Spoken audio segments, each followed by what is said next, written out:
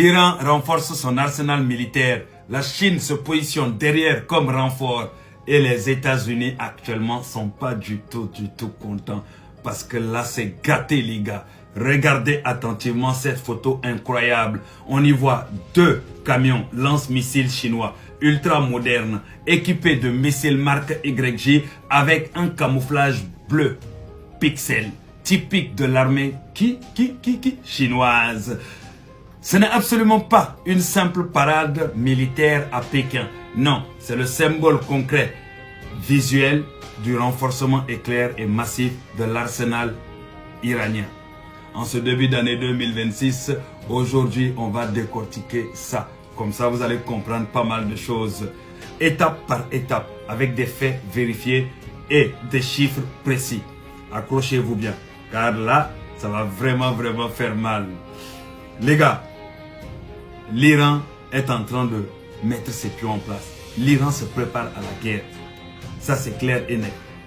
On commence sans hésiter. Les véritables stars de cette image, les missiles anti-navires supersoniques chinois de type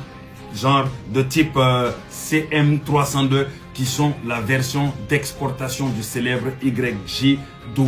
Ces engins impressionnants mesurent environ 7 mètres de long, pèsent au lancement entre 2 et 2,5 tonnes, atteignent une vitesse phénoménale de Mach 3, Mach 4, soit jusqu'à 4900 km par heure.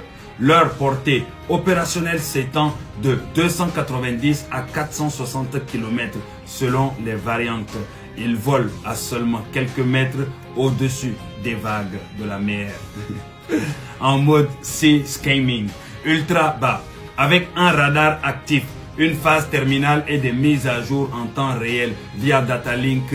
La tête explosive de 250 à 500 kg est largement suffisant pour couler un destroyer. Oui les gamins, oui, il est largement suffisant pour détruire un destroyer ennemi ou endommager très gravement un porte-avions carrément. Les stratèges militaires américains eux-mêmes surnomment ce missile-là Carrier Killer, le tueur de porte-avions. Imaginez maintenant la scène dans le détroit stratégique d'Ormuz. Un seul tir bien placé et tout un groupe aéronaval américain se retrouve en très grande difficulté opérationnelle.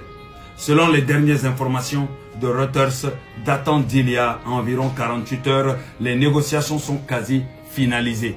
L'Iran va donc enfin acquérir cette capacité A2AD maritime, c'est-à-dire anti-accès et déni de zone, tout simplement, dont il rêvait depuis des années et des années pour protéger ses côtes, leurs côtes et leurs intérêts dans le golfe Persique.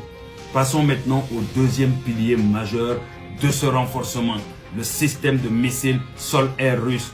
L'Iran a déjà déployé ses batteries S-300 PMU-2 ainsi sophistiquées autour de la capitale Téhéran, ainsi que près de ses sites nucléaires sensibles.